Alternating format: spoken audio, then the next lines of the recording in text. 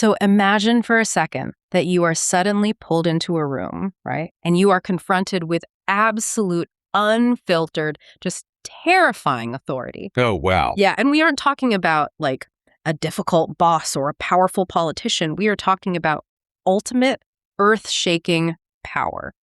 What is your immediate psychological reaction? I mean, do you negotiate? Do you try to explain yourself? Do you just hide? It's the ultimate stress test for human nature. It really is. And it is exactly what we are getting into today. Welcome to the Deep Dive. It is Monday, July 13th, 2026, and we are unpacking an audio sermon that was actually just recorded yesterday. Fresh off the press. Exactly. It focuses on the Old Testament book of Exodus, specifically chapter 20. But if you're listening and expecting a dry historical theology lecture, you are in for a shock. Yeah, you really are. Because the source material we have today is actually, it's a masterclass in psychology. It is this deep, really uncomfortable look at power dynamics, our desperate need for control, and basically how humans behave when the illusion of that control is completely stripped away from them. Right. And to set the ground rules for you listening, our mission today is not to debate religious doctrine, or push any kind of theological agenda. We're just taking this source material and holding it up to the light. Just seeing what's there. Exactly, to examine the psychological framework the speaker builds. Because the text presents this highly specific thesis about how human beings process ultimate vulnerability. And it essentially argues that our natural instincts are completely backward. Okay, let's unpack this. Because the sermon doesn't actually start with the mistakes people make. It establishes a baseline first, looking at what the text considers the correct response to absolute authority. Yeah, and to do this, the speaker pulls from a series of historical accounts across different ancient texts. And the behavioral pattern in these accounts is identical every single time. It really is. Yep. Like the speaker points to Peter, right? A seasoned fisherman out on the water. And the moment he realizes the true scale of who Jesus actually is, he doesn't ask questions. He doesn't try to network. No. He drops to his knees and just begs Jesus to get away from him because he feels so flawed. And then the text jumps to the prophet Isaiah. Right, the throne room vision. Exactly. Yeah. He has this vision of a cosmic throne room and just immediately panics, lamenting that he has unclean lips. And you see the exact same physiological reaction with John in the book of Revelation and the prophet Ezekiel too. It's wild. When they encounter this raw divine reality, their bodies just shut down. The text literally notes they fall down as though dead. Which is such a visceral image, it's a total system override. But I'll be honest, this is where I hit a massive wall with this framework. How so? Because it violates every single modern sensibility we have. I mean, think about how you and I operate daily. We are constantly conditioned to advocate for ourselves. Well, absolutely. We are taught to be proactive, to control our narrative, to negotiate from a place of strength. But the behavior described here, this total physical and emotional collapse, this absolute passive submission, it feels like being caught in a literal ocean rip current. That's a really good way to put it. Right. And the advice from the sermon seems to be, hey, stop swimming, stop fighting, and just let the water drag you out.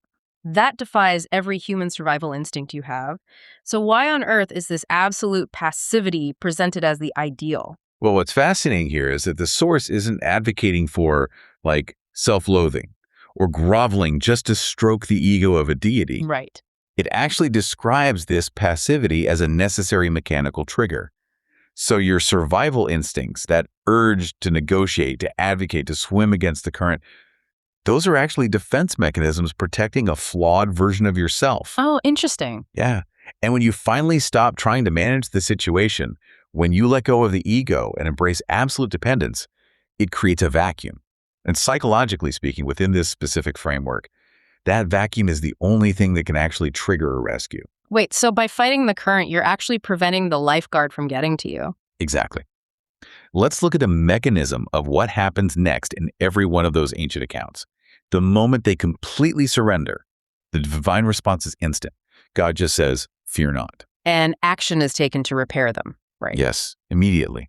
In Isaiah's case, a celestial being, a seraphim, brings a burning coal to touch his lips, physically removing his guilt. For Ezekiel, a spirit literally enters him and forces him to his feet. The sermon calls this a resurrection of forgiveness, which is just a fascinating phrase. It really is, because the sequence is highly specific. It's the absolute death of the ego, followed by an external rescue, which results in a completely new purpose. You literally cannot be elevated until you have relinquished all your leverage. So the empowerment is entirely dependent on the surrender. You don't get the new status until you basically admit you are completely bankrupt. That is the core of it, yes. Which perfectly brings us to the main conflict of the sermon. Once the text establishes that this terrifying surrender is the only way forward, it violently pivots. It looks at a historical case study of what happens when human beings refuse to let go. We go to Mount Sinai. Yes, Mount Sinai. The Israelites have just been freed from generations of slavery in Egypt. They are led to the base of this mountain to formalize a new relationship, a covenant with the divine. And the sermon frames the geography of this moment very deliberately. It contrasts Sinai with the Tower of Babel. Oh, right, the artificial mountain. Exactly. At Babel, humanity tries to build this artificial structure up to the heavens. It's this desperate attempt to seize control, to manufacture their own divine status. But Sinai is the inverse. It's a real mountain, and ultimate power is coming down to the dirt to bind itself to humanity. And their leader, Moses, essentially gives them the answer key before the main event even begins. He tells them, God has come to test you, that the fear of him may be before you. Right. It is a test of their posture. Will they surrender, or will they try to maintain control? And then the environmental reality of it all sets in. The mountain starts smoking like a furnace. There's thunder, lightning, the sound of a trumpet growing louder and louder. I mean, it is total sensory overload. And they completely buckle. Here's where it gets really interesting. They witness this unfiltered authority, and instead of collapsing in surrender like Peter or Isaiah, they go into pure defensive mode. They physically back away. Yes.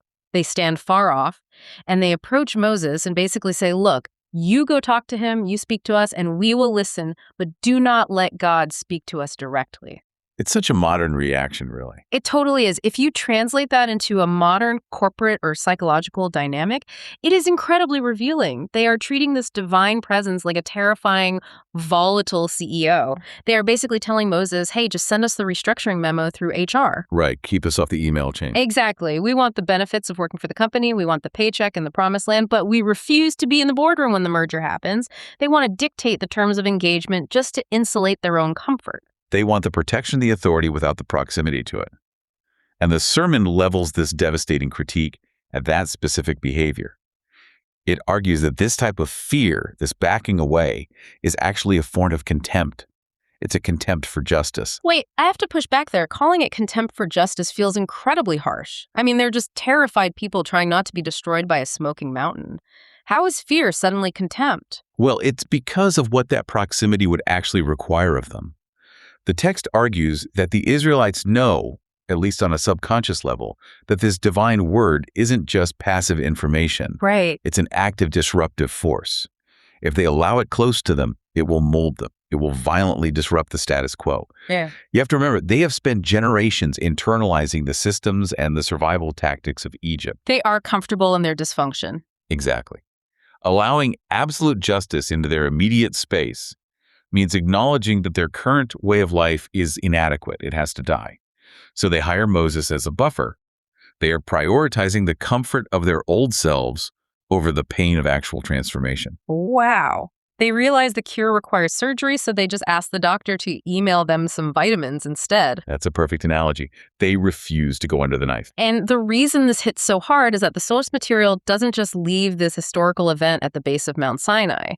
It maps this exact defensive posturing directly onto our modern psychology. Oh, absolutely. The speaker argues that you and I are doing this every single day. We construct mental models of a deity or of the universe that cater to our preferences. We want something warm, fuzzy, and manageable. We definitely do not want the terrifying disruptive force described in these texts. No, we don't want the figure with a sword coming out of its mouth, demanding a total restructuring of our lives. We want validation, not transformation.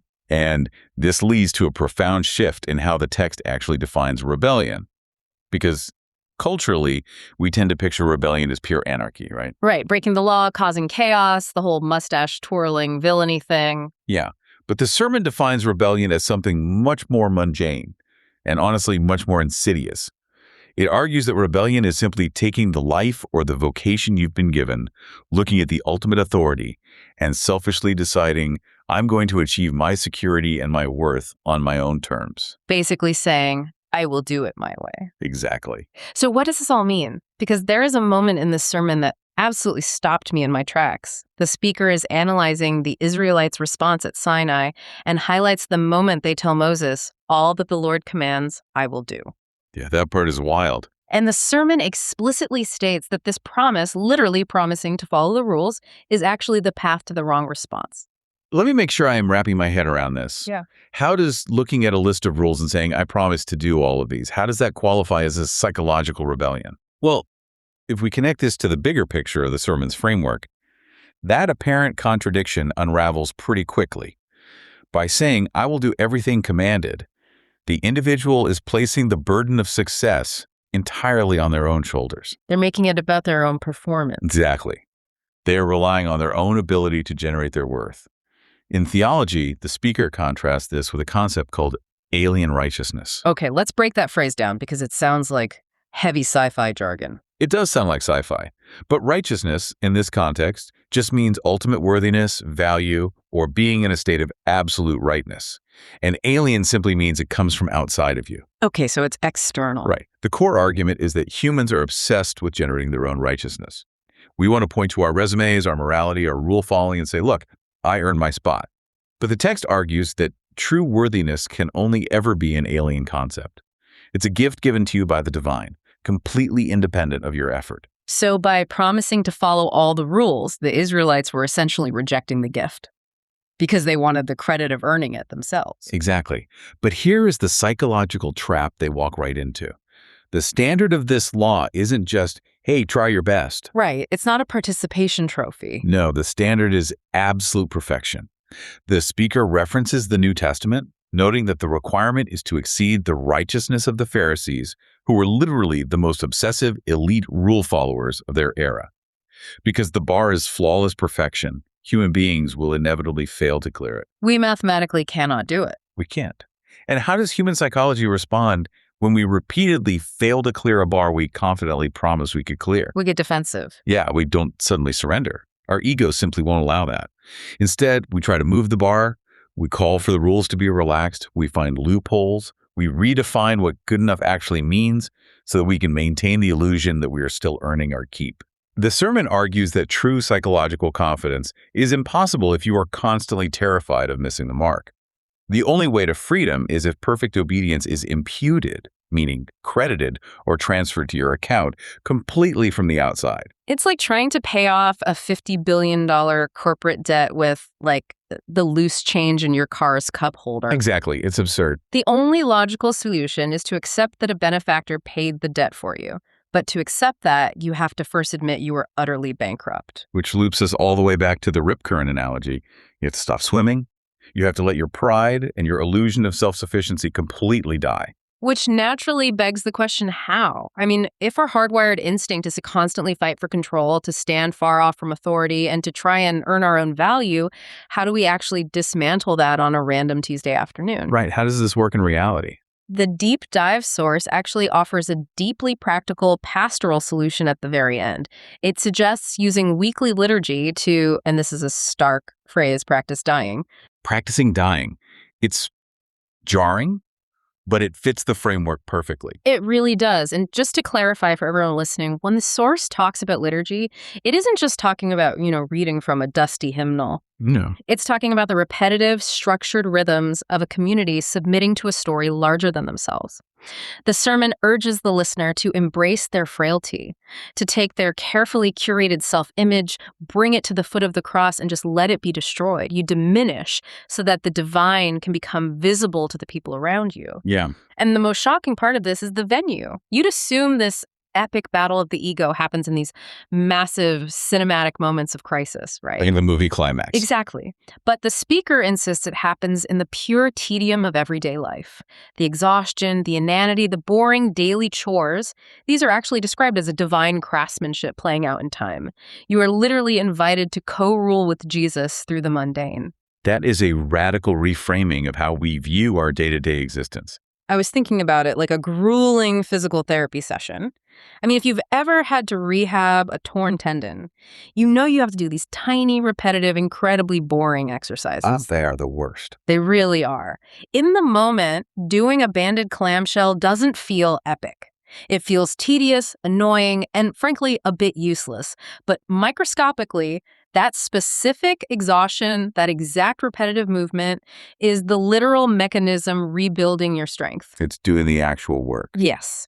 The sermon is arguing that your annoying commute, folding the laundry, the repetitive administrative tasks at work, they aren't distractions keeping you from your higher purpose. The submission to that tedium is the purpose. This raises an important question, though. To what end? What is the ultimate goal of all the self-diminishing, this embracing of the mundane? The text is explicit that it is not to prove your worth to God, because we've already established you literally can't earn that. Right. And it's not to gain status among other humans either. So if it's not a transaction for personal gain, who actually benefits from this? Your neighbor. The sermon uses the metaphor of communion to drive this point home. It talks about the complex reality of justification, which is the divine ruling that your debts are cleared and you are perfectly valued. Right. There's a profound sweetness in receiving that forgiveness. But in this framework, you are also drinking down the bitter sufferings of the Savior. You are intentionally uniting yourself to a posture of suffering. Why? So that you can go back out into the world and operate properly for the sake of the person standing right next to you. So you endure the tedium to be of service. The entire system is outward-facing. The goal of letting your ego die isn't just personal enlightenment or inner peace. It's so that others might see this grace, learn to stop hiding themselves, come before the Lord in the correct posture of surrender, and ultimately be gathered together to help build an entirely new creation. You receive everything for free, so that you can spend your life giving it away in the most unglamorous, ordinary ways imaginable. From the terrifying, smoking, thundering peak of Mount Sinai all the way down to the exhausting tedium of sitting in bumper-to-bumper traffic. It's quite a journey. It really is. The through line of the source material is just relentless. It is the agonizing, universal human struggle to let go, to stop trying to manage the unmanageable, to stop trying to earn a status that can only ever be given as a gift, and to allow ourselves to be completely, terrifyingly vulnerable. It is a profound challenge to the modern ego, honestly. It is an invitation to stop standing far off, to stop hiding behind rules and mediators, and to step directly into the fire of that absolute presence, trusting that the destruction of your pride is actually the prerequisite for your rescue. As we wrap up this deep dive, there is one small, easily missed detail in the source material that perfectly encapsulates this entire struggle, and I want to leave you, the listener, with it to really chew on. We spent a lot of time analyzing the Israelites failing the test at Sinai, but the sermon briefly points out that they didn't invent this defensive posture. No, they didn't. They inherited it from the very first human narrative, Adam and Eve. The original psychological blueprint for hiding. Exactly. Think about the Garden of Eden story. When the ultimate authority comes looking for them after they've broken the rules, their reaction is identical to the Israelites at the mountain. They do not fall to their knees. They do not embrace passivity and say, "Woe is me." They stand far off. They physically hide in the bushes, and when they are confronted with absolute authority, they don't surrender. They try to manage the optics. They start pointing fingers. Adam blames the woman. Eve blames the serpent. It is pure, desperate self-preservation. There is absolutely no confession, only blame. Which makes the speaker's hypothetical question so compelling. It really does. The sermon throws out this thought experiment, and I want you to think about this as you go about your week. What would have happened if Adam had just stopped swimming? What if, instead of hiding and shifting the blame, he had thrown himself at the feet of that terrifying authority, embraced total vulnerability, and simply said, "Woe is me, I am undone"? How entirely different would the trajectory of human history be if our very first psychological instinct was complete surrender instead of defensive self-preservation? It's a question that forces you to examine every time you try to justify your own mistakes or, control the people around you. It completely rewires how you view your own reactions to failure, to authority, and to your own desperate need for control. Thank you so much for joining us on this deep dive into the unexpected psychology of these ancient texts. We hope this exploration gives you a brand new lens for examining your own instincts, and we encourage you to keep looking for the profound truth hidden in the material around you. Until next time.